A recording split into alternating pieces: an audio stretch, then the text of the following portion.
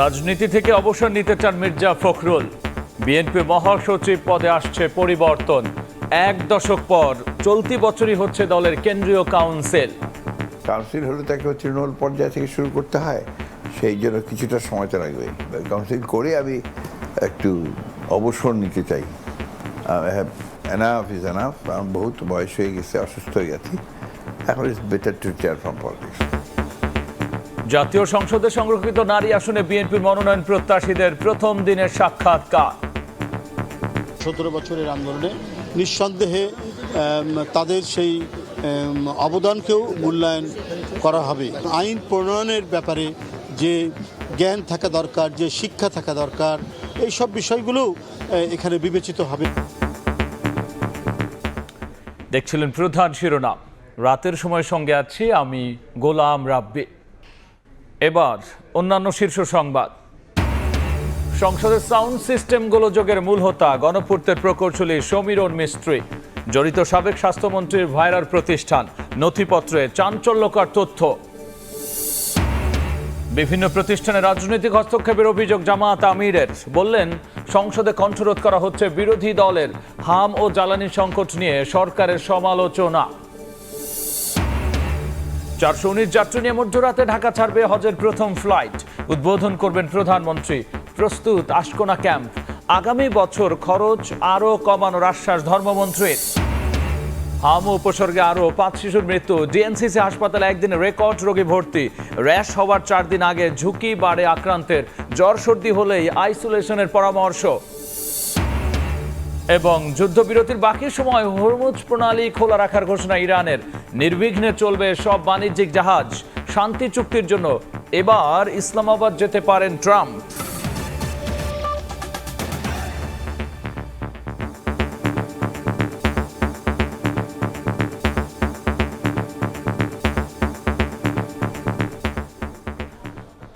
পুনরসন্ধিতে সময় সংবাদ।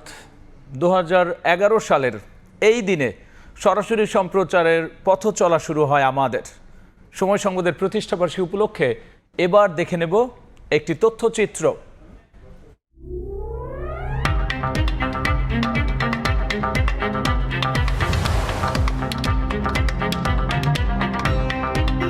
আয়োজনের আড়ম্বর ছিল না অতটা জৌলুস, তবে স্বপ্ন ছিল আকাশ ছোঁয়া।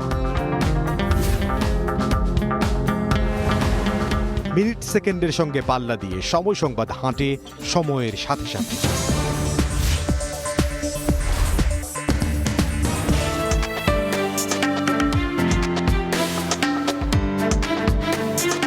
কোনো চ্যানেলে পাবলিশ করার আগে এই চ্যানেলে আগে পাবলিশড হয়। জিনিসের দাম কমলো কি বাড়লো সময় টিভির নিউজে আর কি দেখি। এবং আমি মনে করি সময় টিভির খবর দেখে আমি নিজেকে সবসময় আপডেট রাখতে পারি।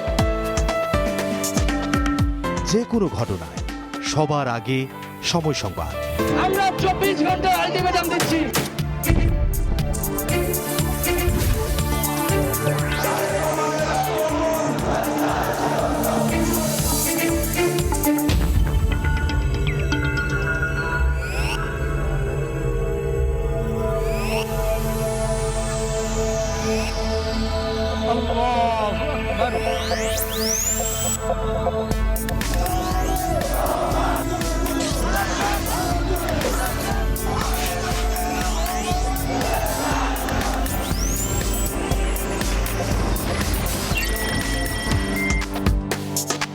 সময় টিভিতে যে কোনো ঘটনা, দুর্ঘটনা যে কোনো দেশের যে কোনো প্রান্তে থেকে আমরা খুব দ্রুত আমাদের হাতের নাগালে চলে আসে। লাইভ কভারেজ চমৎকার, খুব অল্প সময়ের মধ্যে দ্রুততার সাথে লাইভগুলো নিয়ে আসেন।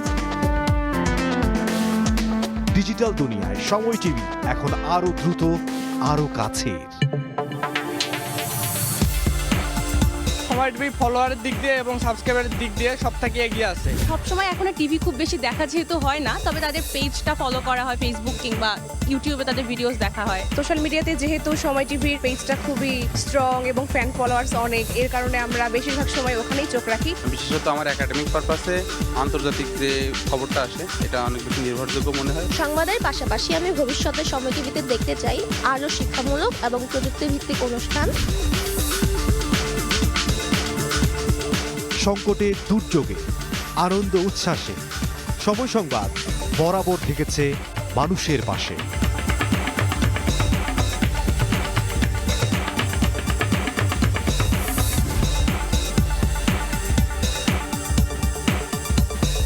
এশিয়া কাপে বাংলাদেশের মেয়েদের শুভ সূচনা।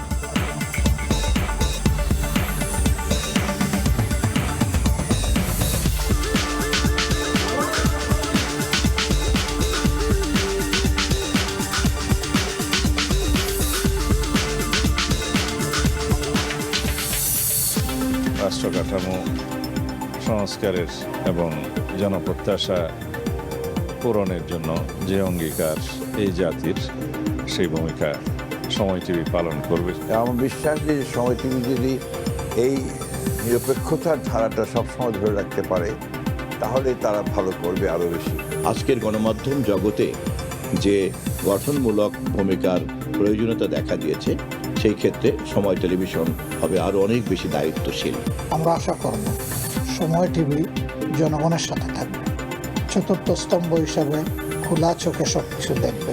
সময় টিভির আগামীর পথ চলা সুন্দর হোক। সত্য প্রকাশে জাতীয় নাগরিক পার্টি সবসময় সময় টিভির পাশে থাকবে। সময় টিভি যেন মানবতার কল্যাণের জন্য, দেশের কল্যাণের জন্য, ইসলামের কল্যাণের জন্য কাজ করে।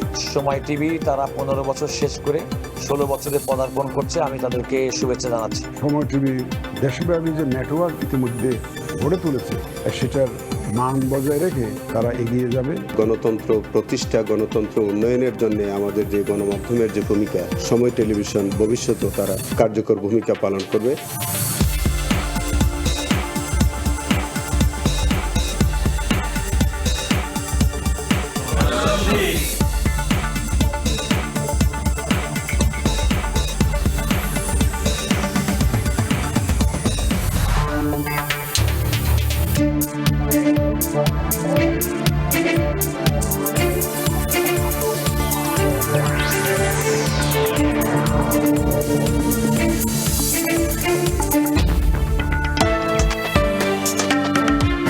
ঝুঁকি, চাপ, দায়িত্ব সবকিছুকে ছাপিয়ে থাকে একটাই শক্তি, একটাই প্রেরণা, সত্যের প্রতি অটল অঙ্গীকার।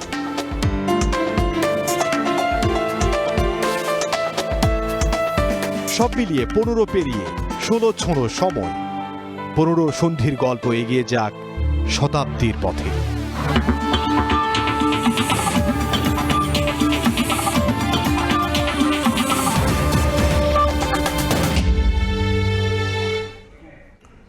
গুজব আর অপতথ্যের ভিড়ে সময় টেলিভিশন হয়ে উঠুক নির্ভরতা আর আস্থার ঠিকানা। সময়ের 15তম প্রতিষ্ঠাবার্ষিকীর আয়োজনে এমন প্রত্যাশা সরকারের 2 মন্ত্রীর। দর্শকের আশা, কোনো চাপের মুখে নতি স্বীকার না করে জনগণের কথা বলবে সময় টেলিভিশন। পাশাপাশি অপতথ্য রুখে দিয়ে সঠিক তথ্য তুলে ধরবে জনগণের সামনে।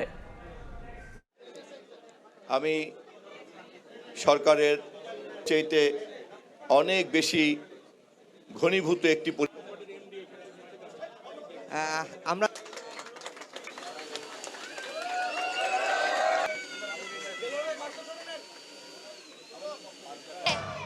আলাউদ্দিন একটা জোরে তালি। অত্যন্ত আনন্দঘন একটি মুহূর্ত। বাংলাদেশের গণমাধ্যম জগতে বিগত 15 বছরের তাদের সমস্ত ধরনের গৌরবজনক তৎপরতার অতিক্রম করে 16তম বর্ষে আজ তারা পদার্পণ করছে। শুভকামনা থাকছে সময় টিভির প্রতি, তার কলা কৌশলী, তার সাথে যারা যুক্ত সব কারিগর, সাংবাদিক, সম্পাদনা পরিষদ সহ যারা এর সাথে যুক্ত আছেন। 15 বছর পেরিয়ে 16 বছরে পা দিয়েছে, সকলকে শুভ জন্মদিন। আমরা মনে করি রাষ্ট্র এবং সরকারের জবাবদিহিতা নিশ্চিত করার ক্ষেত্রে একটি দায়িত্বশীল এবং স্বাধীন গণমাধ্যম অত্যন্ত জরুরি। সার্বভৌমত্বকে ঠিক রাখার জন্য যে কার্যক্রম করা দরকার, আমি বিশ্বাস করতে চাই সময় টেলিভিশন সেই কাজটিই করবে।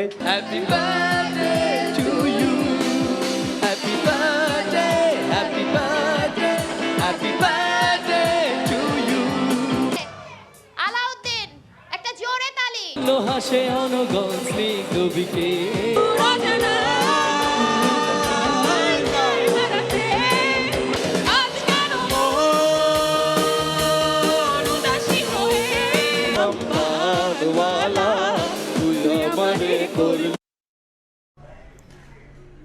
বিএনপির মহাসচিব পদে আসছে পরিবর্তন। এক দশক পর চলতি বছরই হতে যাচ্ছে দলের কেন্দ্রীয় কাউন্সিল। সময় সংবাদকে একান্ত সাক্ষাৎকারে মির্জা ফখরুল ইসলাম আলমগীর এই তথ্য জানিয়েছেন। কাউন্সিলের পর রাজনীতি থেকে অবসর নেওয়ার কথাও জানিয়েছেন বিএনপির মহাসচিব। বিস্তারিত জানবো ইমরুল হাসানের রিপোর্টে।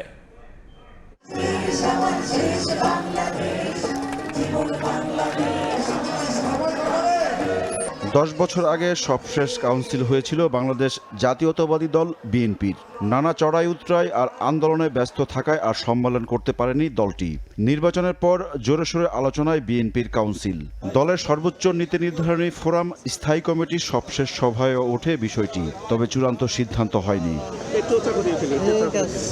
সময় সংবাদকে দেয়া একান্ত সাক্ষাৎকারে বিএনপির মহাসচিব মির্জা ফখরুল ইসলাম আলমগীর জানান, দিনক্ষণ ঠিক না হলেও এবছরই হচ্ছে দলের কাউন্সিল। তার আগে হবে তৃণমূলের সম্মেলন। কাউন্সিল আমরা আশা করছি এবছরই হবে এবং আমরা তার জন্য যে প্রয়োজনীয় ব্যবস্থা আমরা সেটা নেব। এটা খুব শিগগিরই হবে। এই পার্লামেন্ট সেশন কিছুটা আমাদের কাজে বিঘ্ন সৃষ্টি করছে, এটা শেষ হয়ে গেলে আমরা শুরু করবো। এটা বলা মুশকিল, এটা নির্ভর করবে আমাদের প্রস্তুতির উপরে। আমরা তো কাউন্সিল হলে তাকে তৃণমূল পর্যায় থেকে শুরু করতে হয়, সেই জন্য কিছুটা সময় তো লাগবেই। উপজেলা জেলা কমিটিগুলো করে তারপর আশা করছি তাই, আমাদের চিন্তা ভাবনাটা সেভাবেই আছে। কাউন্সিলে নতুন মুখ আসবে মহাসচিব পদে। মির্জা ফখরুল জানান, রাজনীতি থেকে অবসর নিতে চান তিনি। I am two tired. Next council পর্যন্ত থাকছেন তা তো থাকতেই হবে, নিয়ম তো তাই। আমি কাউন্সিল করে আমি একটু আপনার যাকে বলে যে আমি একটু অবসর নিতে চাই। Enough is enough. আমার বহুত বয়স হয়ে গেছে, অসুস্থ হয়ে গেছি, এখন it's better to retire from politics. রাষ্ট্রপতি হওয়ার কোনো আকাঙ্ক্ষা আছে কিনা এমন প্রশ্ন ছিল তার কাছে। আমার এগুলো কোনো ডিজায়ার নেই, আমার পলিটিক্সে কখনো কোনো ডিজায়ার ছিল না। এটা আমার ডেস্টিনি আমাকে এখানে নিয়ে এসছে। আমি আজ পর্যন্ত যে জায়গায় এসেছি এতে আমার ব্যক্তিগত কোনো সক্রিয় ভূমিকা ছিল না।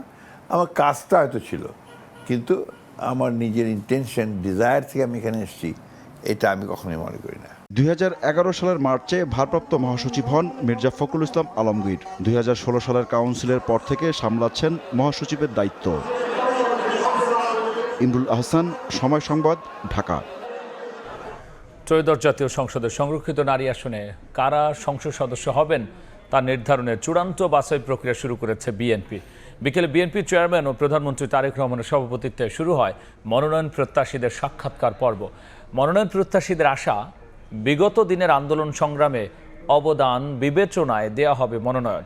বিএনপি সিনিয়র যুগ্ম মহাসচিব রুহুল কবির রিজভী জানিয়েছেন, আন্দোলন সংগ্রামে ভূমিকার পাশাপাশি আইন প্রণয়নে কার্যকর অবদান রাখতে পারবেন এমন প্রার্থীদেরই মূল্যায়ন করা হবে। দীর্ঘ 17 বছর হামলা মামলা উপেক্ষা করে রাজপথে থাকা নারীদের পদচারণায় মুখর গুলশানের বিএনপি চেয়ারম্যানের কার্যালয়। শুক্রবার দুপুরের পর থেকে জমজমাট হয়ে ওঠে বিএনপির গুলশান কার্যালয় এলাকা। বিকেল 3টার দিকে কার্যালয়ে প্রবেশ করেন বিএনপি চেয়ারম্যান ও প্রধানমন্ত্রী তারেক রহমান। 3:15টায় বিএনপি চেয়ারম্যানের সভাপতিত্বে শুরু হয় সাক্ষাৎকার পর্ব। 2 দিনের সাক্ষাৎকার পর্বের প্রথম দিনে ধাপে ধাপে প্রায় 400 জন প্রার্থী সাক্ষাৎকারে অংশ নেন। এ পর্যায়ে ফরিদপুর, রাজশাহী, রংপুর, খুলনা, বরিশাল বিভাগের প্রার্থীদের সাক্ষাৎকার নেওয়া হয়। সংরক্ষিত নারী আসনে প্রার্থী মনোনয়নে গণতান্ত্রিক আন্দোলন সংগ্রামে অবদান জানতে চাওয়া হয় মনোনয়ন বোর্ডে। বিএনপি ও এর অঙ্গ সহযোগী সংগঠনের বিভিন্ন স্তরের নেতৃত্বের প্রত্যাশা, দলীয় মনোনয়ন নিয়ে সংসদে ভূমিকা রাখার। আমি যেহেতু রুট লেভেল থেকে উঠে আসছি, ইনশাল্লাহ আমি তো প্রত্যাশা করবই। এই আন্দোলন সংগ্রাম 17 বছরে কেউ এরকম সঙ্গ দেয়নি। আমি করেছি, পুলিশ যত নির্যাতনের শিকার আমি হয়েছি। তৃণমূল পর্যায় থেকে আন্দোলন সংগ্রামে সংযুক্ত ছিলাম, প্রত্যেকটা আন্দোলনে আমি অংশগ্রহণ করেছি। আমাকে দল মনোনীত করেন, বিশাল বড় একটা আমি অঙ্গন পেয়ে যাব কাজ করার। যোগ্যতার ভিত্তিতেই প্রার্থী বাছাই করা হবে বলে জানিয়েছেন সিনিয়র যুগ্ম মহাসচিব রুহুল কবির রিজভী। বিগত 15-16 বছরের আন্দোলনে, 17 বছরের আন্দোলনে নিঃসন্দেহে তাদের সেই অবদানকেও মূল্যায়ন করা হবে। সংসদে কথা বলা এবং কথা বলার জন্য এবং আইন প্রণয়নের ব্যাপারে যে জ্ঞান থাকা দরকার, যে শিক্ষা থাকা দরকার, এই সব বিষয়গুলো এখানে বিবেচিত হবে বলে আমি মনে করি। 50টি সংরক্ষিত আসনের বিপরীতে প্রায় 900টি মনোনয়নপত্র জমা পড়েছে বিএনপির দফতরে। আসন বন্টন অনুযায়ী বিএনপি জোট পাবে 36টি আসন। চূড়ান্ত প্রার্থীদের মধ্যে প্রতীক বরাদ্দ দেওয়া হবে 30 এপ্রিল, আর ভোট গ্রহণ অনুষ্ঠিত হবে আগামী 12 মে। হাসান ওয়ালি, সময় সংবাদ, ঢাকা। জাতীয় সংসদ অধিবেশন কক্ষে সাউন্ড সিস্টেম গোলযোগের মূল হোতা গণপূর্তের নির্বাহী প্রকৌশলী সমীরণ মিস্ত্রি। তার সঙ্গে ছিলেন সাবেক স্বাস্থ্যমন্ত্রী জাহিদ মালিকের ভাইরা জাহিদুর রহমান জোয়ারদার ও তার প্রতিষ্ঠান কমিউনিকেশন টেকনোলজি। সময় সংবাদের হাতে আসা নথিপত্র বিশ্লেষণ করে তাদের সংশ্লিষ্টতার প্রমাণ পাওয়া গেছে। বুলবুল রেজা রিপোর্ট। যান্ত্রিক গোলযোগের জন্য কথাবার্তা শোনা যাচ্ছে না, আমাদেরকে একটু অপেক্ষা করতে হবে। জুলাই গণ অভ্যুত্থানের পর বহুল কাঙ্ক্ষিত নির্বাচন। এবছরের 12 মার্চ বর্ষে ত্রয়োদশ সংসদের প্রথম অধিবেশন। সরকারি দল ও বিরোধী দলের অংশগ্রহণ নজর কাড়ে সবার। ঠিক সেদিনই ঘটে ছন্দপতন। শব্দযন্ত্রের ত্রুটির কারণে কার্যক্রম কিছু সময়ের জন্য বন্ধ রাখতে বাধ্য হন স্পিকার। পরদিনও হেডফোন ও সাউন্ড সিস্টেম নিয়ে অসন্তোষ প্রকাশ করেন সংসদ সদস্যরা।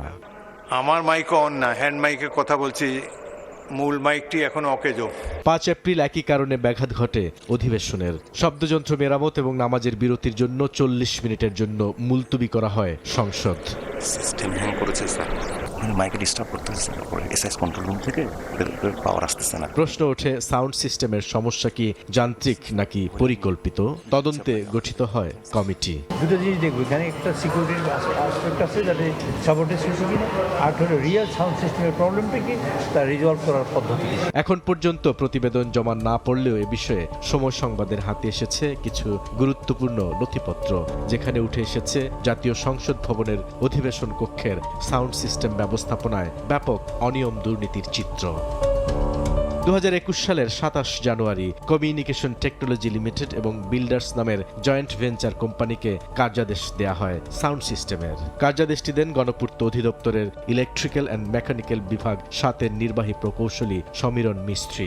অনুমোদিত মূল্য ছিল প্রায় 10 কোটি টাকা। সিটিএল বিল্ডার্স এ কাজে যুক্ত করে সুর নামে একটি প্রতিষ্ঠানকে। কার্যাদেশ দেওয়ার পরের মাসে ফেব্রুয়ারিতে সুর ব্র্যান্ড আনুষ্ঠানিকভাবে সাউন্ড সিস্টেমে ব্যবহৃত পণ্যটি আর ব্যবহারের উপযোগী নয় বলে আনুষ্ঠানিকভাবে ঘোষণা দেন। কিন্তু কমিউনিকেশন টেকনোলজি লিমিটেড সেই ব্যবহার অনুপযোগী পণ্য দিয়েই 2022 সালে কাজ শেষ করে। অথচ এই কাজের সঙ্গে সুর ব্র্যান্ডকে যুক্ত করার কোনো সার্টিফিকেট কিংবা টেন্ডার ডকুমেন্টও দেখাতে পারেনি সিটিএল।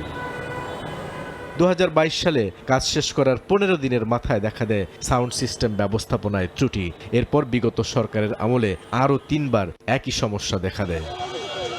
2024 সালের 5 আগস্ট শেখ হাসিনা সরকারের পতনের দিন সংসদ ভবনে ঢুকে পড়ে বিক্ষুব্ধ জনতা। অন্তর্বর্তী সরকারের সময় ক্ষয়ক্ষতি নিরূপণে গঠন করা হয় কমিটি। 4 মাসের তদন্ত শেষে পুরনো সাউন্ড সিস্টেম ফেলে দিয়ে নতুন করে প্রতিস্থাপন করার সুপারিশ করে তদন্ত কমিটি। এবারও দৃশ্যপটে হাজির সমীরণ মিস্ত্রি। সাউন্ড সিস্টেমের প্রাক্কলনটি নতুন করে প্রতিস্থাপন না করে মেরামত করার জন্য চিঠি দেন তিনি।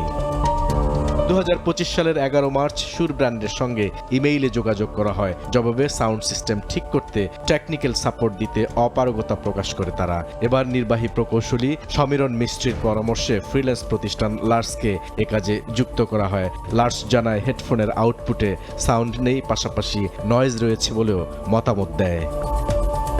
মেরামত প্রাক্কলন অনুমোদনের পর আবারও সেই বিতর্কিত সিটিএলকেই দেয়া হয় কার্যাদেশ। যে প্রতিষ্ঠানটির প্রধান নির্বাহী কর্মকর্তা জাহিদুর রহিম জোয়ারদারের বিরুদ্ধে শত শত কোটি টাকা আত্মসাৎ ও পাচারের অভিযোগে তদন্ত শুরু করেছে দুর্নীতি দমন কমিশন দুদক। আমি চাই এটা নিয়ে ওনারা ইনভেস্টিগেশন করুক, লেট দেম ফাইন্ড আউট যে এটার মধ্যে কতটুকু সত্যতা আছে, এবং যারা ওনাদেরকে ইনফরমেশন দিচ্ছেন they should take action against them. সংস্থাটি বলছে 2024 সালের 5 আগস্টের আগে গণপূর্ত অধিদপ্তরের কিছু প্রকৌশলী ও কর্মকর্তা সংসদের মাইক স্কিমের সঙ্গে সরাসরি জড়িত ছিলেন। তাদের মধ্যে অন্যতম গণপূর্তের সমীরণ মিস্ত্রি। 2024 সালের 1 সেপ্টেম্বর তাকে বদলিও করা হয়। অভিযোগের বিষয়ে জানতে চাইলে ভিত্তিহীন বলে উড়িয়ে দেন তিনি। এটা মোটেও সঠিক না, কারণ আমরা যেহেতু কাজটা সুন্দর মতো শেষ করে এসেছি এখানে, এবং এই সিস্টেমটা প্রায় এটা আমেরিকার শিওর কোম্পানি দিয়ে আমরা ইনস্টল করেছি, এবং প্রায় ধরেন এটা 2 বছর 8 মাসের মতো সুন্দর মতো চলেছে উইদাউট এনি। আর যদি এখানে কোনো ডিস্টার্ব করতো তাহলে তো সারা বাংলাদেশ জানতো আর কি, তাই না? তো আমাদের মনে করি এখানে কোনো করাপশনের সুযোগ নেই। দুর্নীতি দমন কমিশন দুদকের প্রাথমিক অনুসন্ধানে বেরিয়ে এসেছে চাঞ্চল্যকর তথ্য।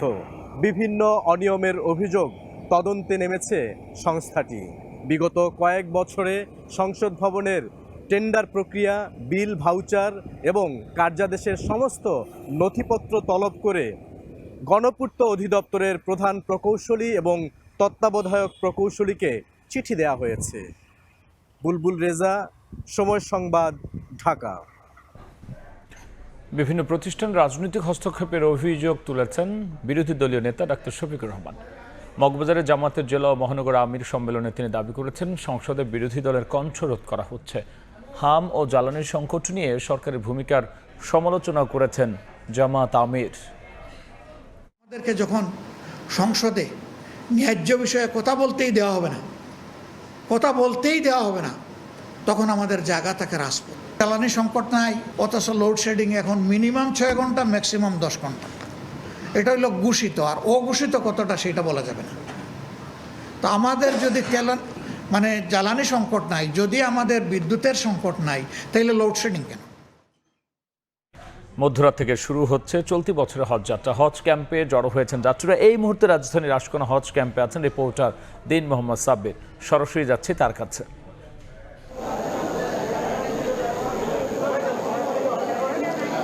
চলতি বছরের হজ যাত্রার যে প্রথম ফ্লাইটটি রয়েছে, সেই ফ্লাইটের 419 জন যাত্রী, অর্থাৎ সকল যাত্রীরই ইমিগ্রেশন কার্যক্রম কিছুক্ষণ আগেই শেষ হয়েছে। এবারে দ্বিতীয় ফ্লাইট অর্থাৎ রাত 2:20 যারা হজ যাত্রার জন্য সৌদি আরব অভিমুখে রওনা করবেন, তাদের ইমিগ্রেশন কার্যক্রম চলছে। আমরা আজ সকাল থেকেই এবছরের হজ যাত্রার প্রথম দিনে দেশ ছাড়ার জন্য দেশের বিভিন্ন জায়গা থেকে হজ যাত্রীরা রাজধানীর আশকোনা হজ ক্যাম্পে আসেন এবং আসার পর থেকেই তারা প্রথমে হজ ক্যাম্পের যে মসজিদ রয়েছে সেখানে আসলে প্রস্তুতিমূলক যে বিষয়গুলো রয়েছে সেই সংক্রান্ত বিষয়ে তাদেরকে প্রশিক্ষণ প্রদান করা হয় এবং পরবর্তীতে তারা কিন্তু বিভিন্ন আনুষ্ঠানিকতার মধ্য দিয়ে তারা পরবর্তীতে যে ফ্লাইট ওয়াইজ অর্থাৎ প্রথম ফ্লাইট, দ্বিতীয় ফ্লাইট, এভাবে করে তারা তাদের ইমিগ্রেশন কার্যক্রম অংশ নেয় এবং সেই ইমিগ্রেশন কার্যক্রম অর্থাৎ প্রথম ফ্লাইটের ইমিগ্রেশন কার্যক্রম এরই মধ্যে শেষ হয়েছে। এ পর্যায়ে কিন্তু দ্বিতীয় ফ্লাইট অর্থাৎ রাত 2:20 বেসরকারি ব্যবস্থাপনায় যে ফ্লাইটটি যাবে, সেই ফ্লাইটের যাত্রীরা তাদের ইমিগ্রেশন কার্যক্রম এই মুহূর্তে চলমান রয়েছে। তো এই ছিল আমার কাছে হজ যাত্রার প্রথম দিনের সর্বশেষ খবর। প্রথম দিনের হজ যাত্রার সবশেষ নিয়ে আমরা সরাসরি ছিলাম আশকোনা হজ ক্যাম্পে। 3 সপ্তাহেও রাজধানীর বাজারে কাটেনি ভোজ্য তেলের সরবরাহ সংকট। এমনকি সরকারের নানা উদ্যোগেও কমেনি খোলা সয়াবিন ও পাম তেলের দাম।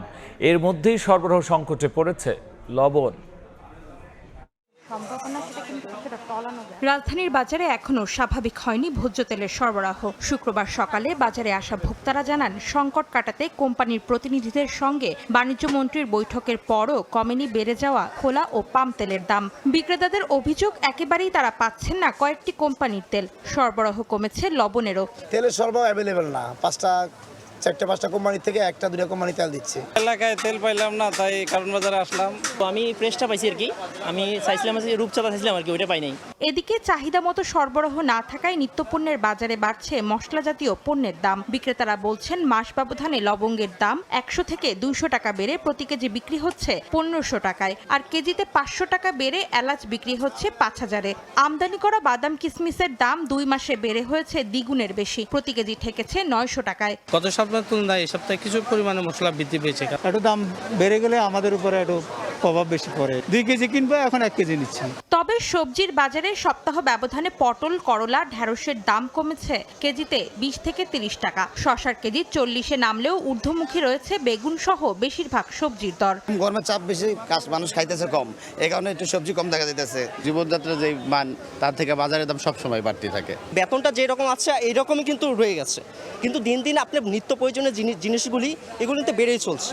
এদিকে সপ্তাহ ব্যবধানে কেজিতে 20 টাকা কমে ব্রয়লার বিক্রি হচ্ছে 170 থেকে 180 টাকায়। বার্ষিক পরিসংখ্যান তথ্য বলছে কমেছে মূল্যস্ফীতি, তবে সেই সুফল এখনো পর্যন্ত ভোগ করতে পারেনি জনগণ। দানাদার খাবার থেকে শুরু করে ভোজ্য তেল, মশলা কিংবা শাকসবজি, সব ক্ষেত্রেই দামের পারদ ঊর্ধ্বমুখী। এমন অবস্থায় বাজার নিয়ন্ত্রণ করা না গেলে জীবনযাপন আরও ব্যয়বহুল হয়ে পড়বে বলে আশঙ্কা সাধারণ মানুষের। অন্তরা সেন, সময় সংবাদ, ঢাকা। পুলিশের ইউনিফর্ম আর প্রভাবশালী মহলের আশীর্বাদে যেন আলাদিনের চেরাগ পেয়েছিলেন এসআই রুমি কাউসার। আওয়ামী শাসনামলে সাবেক আইজিপি বেনজির ঘনিষ্ঠ রুমি মাত্র 7 বছর হয়েছেন শত কোটি টাকার মালিক। বনশ্রীতে গড়েছেন 10টি বিশাল আবাসন প্রকল্প। তবে শেষ রক্ষা হয়নি। দুর্নীতির প্রাথমিক প্রমাণ মেলায় তার সম্পদ বিবরণীর নোটিশ দিয়েছে দুদক। তসলিম তৌহিদের রিপোর্ট।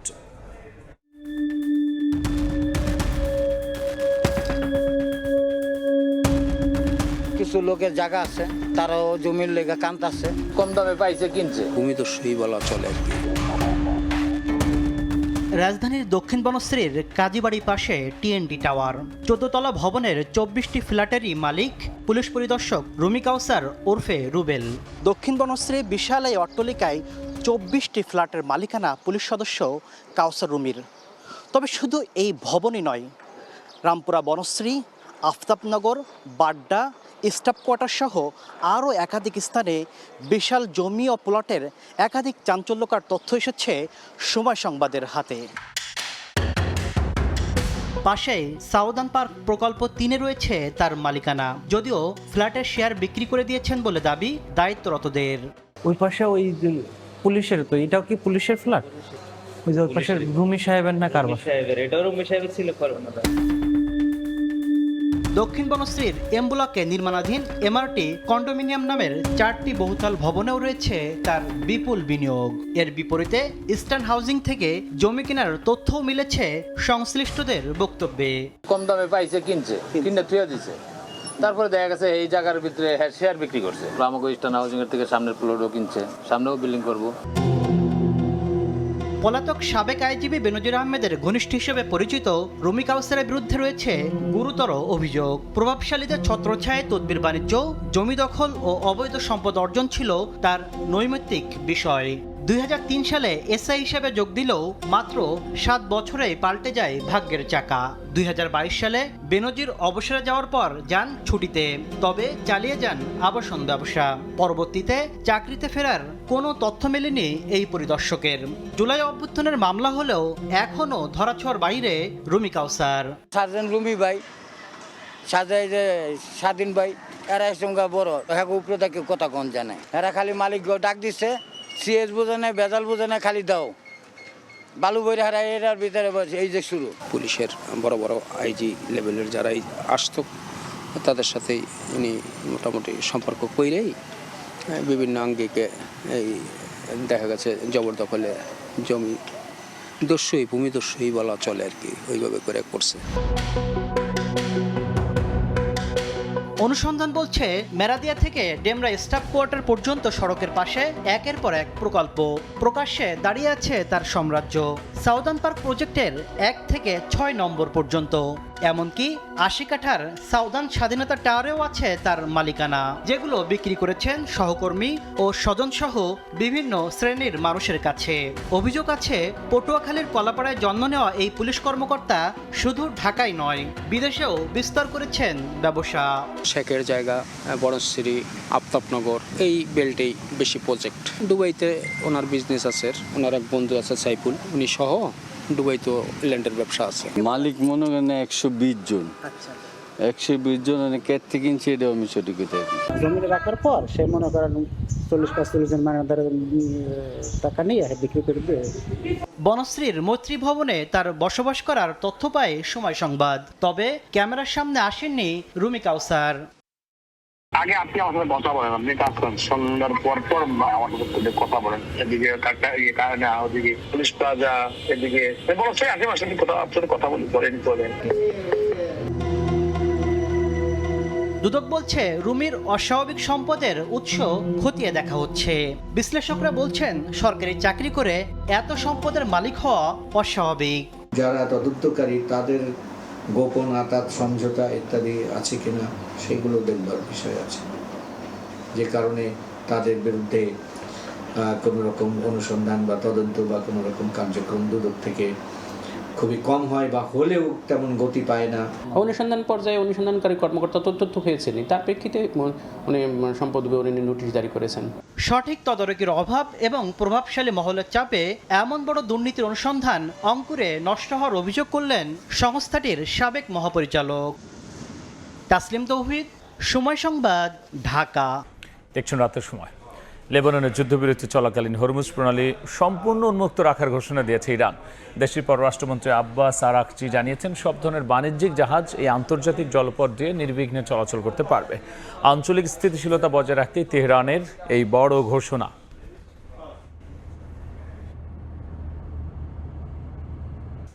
এ পর্যায়ে শীর্ষ সংবাদ জানিয়ে দিচ্ছে আরও একবার, রাজনীতি থেকে অবসর নিতে চান মির্জা ফখরুল। বিএনপির মহাসচিব পদে আসছে পরিবর্তন। 1 দশক পর চলতি বছরই হচ্ছে দলের কেন্দ্রীয় কাউন্সিল। এবং বিভিন্ন প্রতিষ্ঠানে রাজনৈতিক হস্তক্ষেপের অভিযোগ জামাত আমিরের। বললেন, সংসদে কণ্ঠরোধ করা হচ্ছে বিরোধী দলের। খাম ও জ্বালানি সংকট নিয়ে সরকারের সমালোচনা।